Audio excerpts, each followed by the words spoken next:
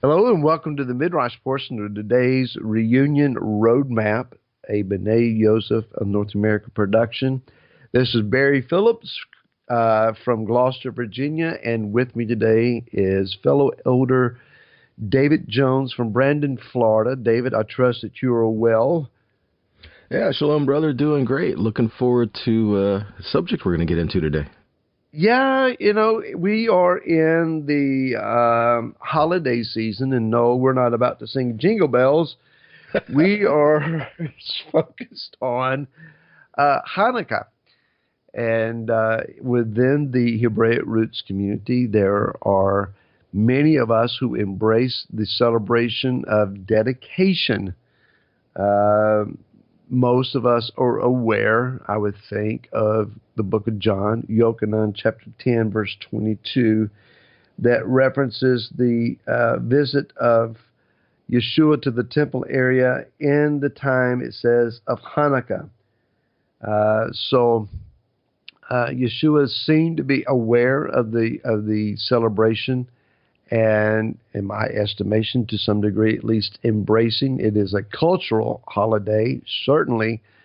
But David, I believe it has some significance and some purpose in this regard.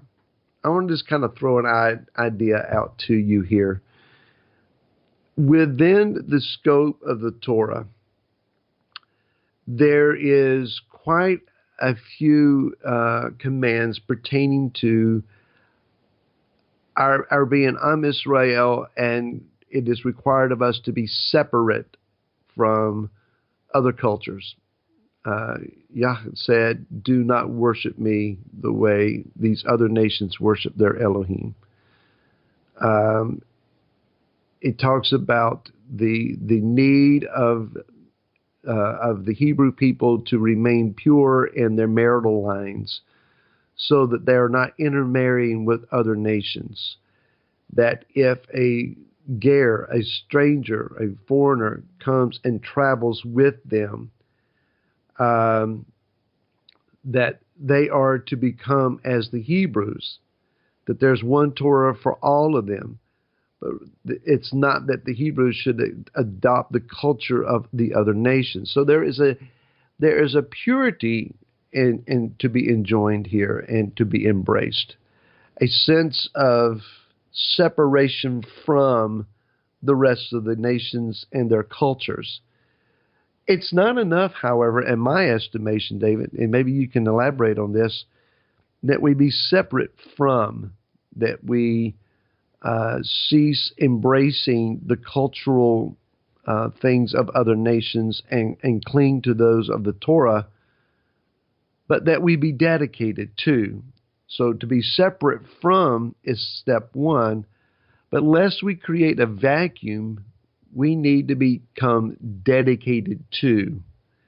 Is that second step perhaps missing in some of our walk?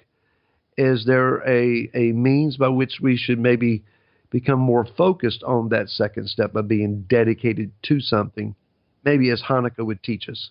That really is kind of a loaded question, but it's a really good one, because if we just remove ourselves from everything, what are we giving ourselves toward? I always think back to when they came out of Mitzrayim, and if Yahweh would have brought them across the sea and then said, "Okay, guys, the promised land is that way. I'll catch up with you at some point later in the future," that wasn't good enough. He delivered them from Egypt, but now he has to bring them to himself, which is why he brought them to the mountain to teach them his ways and instruct them. And so I think today we're so big on the things that we've been taught and the things that we've learned growing up in our lives that we now look at saying, well, that was off kilter, and so now we need to get back on track. But we're still stuck in that mode of separating ourselves from everything and everyone else because, well, I don't want to do that and I don't want to do that, that we apply that same filter, if you will, to our brothers and sisters, and we start removing ourselves from each other as well. And I agree. Once we've been removed from what the Father is calling us out of, we have to be gathered together to each other and Him. Of course, we're gathered to Him. But yet, when we all stand before the Father, we're not standing before Him just us and Him. Scripture says it's like a sea of people. So guess what? We have to get used to each other in here. We can't remove ourselves from each other because we're going to be together. We have to learn to work together and be dedicated to the Father in the midst of that, which means we might not all look or do or say or act or dress exactly the same way. No. So I can't say David is only dedicated to the Father when he's exactly like me, because, well, right. I'm so dedicated to the Father. And that tends to be our mindset, though, isn't it? Because, the Father's revealing these truths to me, so this is truth. But yet, we're not seeing that truth has a lot of different sides to it. A lot of things are true, but there's only one truth, and the truth is His Word. And I think the minute we start to say that we understand every facet of His truth, I think it's just pride and arrogance. I'm reminded of Malachi 3. And the message has been, in the first 2 chapters, to a inconsistent, unfocused, maybe you could even say lackadaisical priesthood who has grown tired of the tediousness of the altar.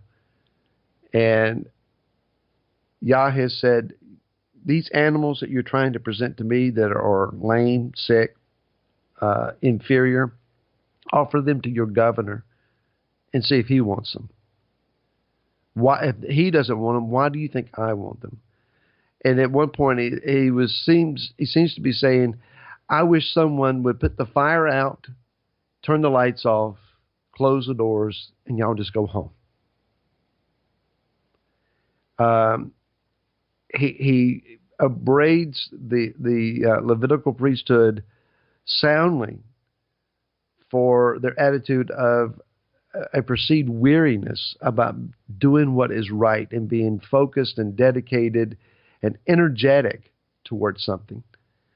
So in chapter 3, he says, I'm sending my messenger, and he shall prepare the way before me.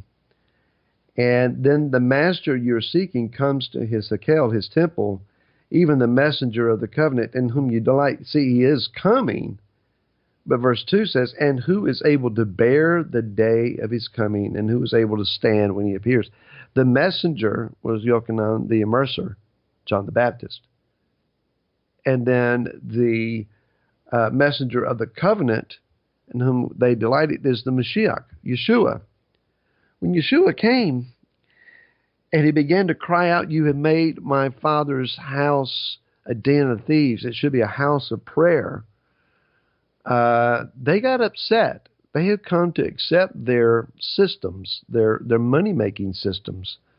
And Yeshua was pointing out, this is unacceptable. You're dedicated to the wrong thing.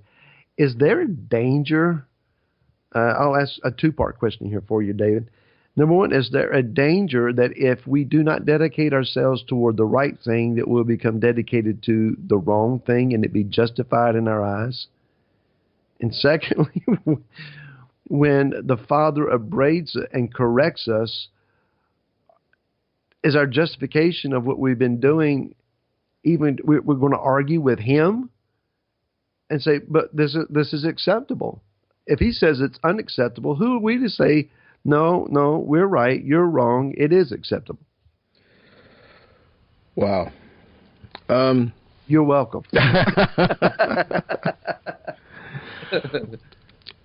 When we look at what the Father's calling us to do, we understand there is a certain degree of removing ourselves from the ways of the world and the culture and the context of this world in order to be what He's calling us to be. That's necessary, that's needed, that's a requirement. Being holy is set apart, it is being separate. But at the same time, we do still have to live in this world. And so, let's face it, we need jobs. We need a place to stay, a place to live. We need food on the table. And if we have a family, we have to support them. And so a lot of these things are requirements that actually the Torah tells us to do, to care for our household. So when we try to divide and pull ourselves completely out, we can actually put ourselves in a situation of rebellion if we're not keeping the proper focus. I'm thinking of things like Mordecai. So what is that proper focus? Well, I'm thinking of things like Mordecai, where he worked in a pagan land, but yet he honored Yahweh in the midst of it. Uh-huh. And he honored his earthly king, to the degree that he needed to. So here's the focus. Here we are, but when we take our eyes off the Father, because if we take our eyes off of him and just focus solely on what we're reading, we're missing the point. But when we're reading, if we're searching for him, then that gives the room for correction to come when it's needed. And we do tend to justify our actions because, well, this was wrong, I was in error, this is the right thing to do, so this is what I'm doing. And then in our desire to get it right, we're digging our heels in, and possibly even to the point when Yahweh's trying to correct us and move us to a different place. We don't want to do that. 42 encampments in the wilderness, Barry.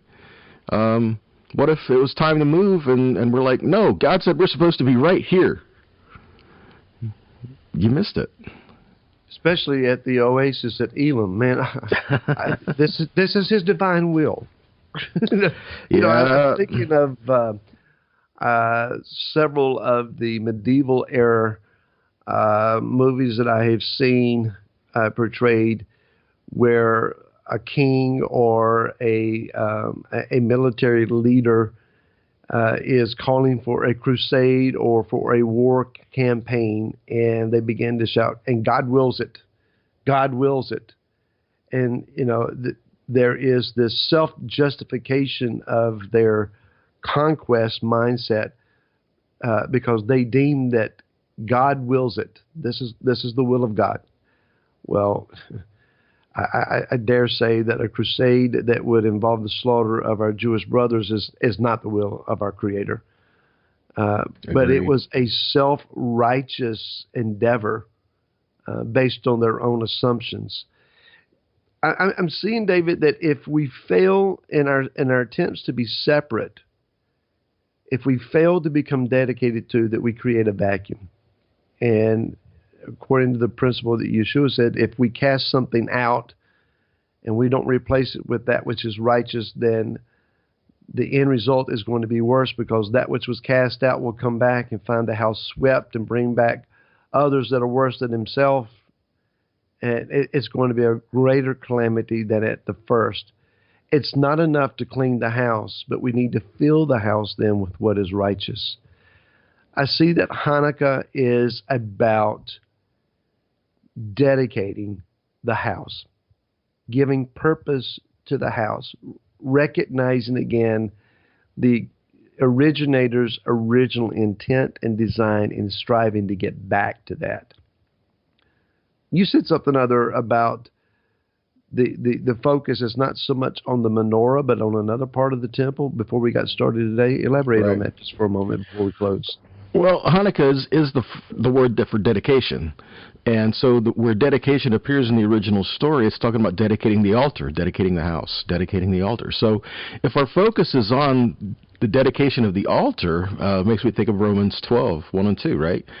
We're living sacrifice. Lay our lives down for the sake of the Father.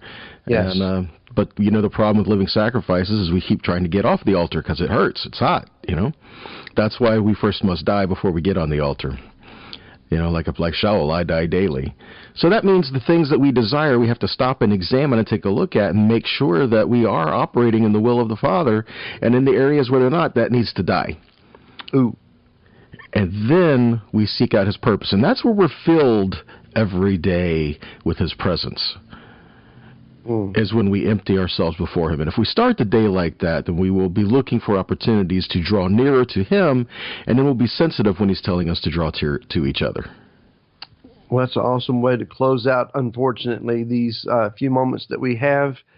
Thank you, David, for being with me today. If you have questions and comments, please reach out to us at Reunion Roadmap at B'naiYosefNA.com. Shalom, David.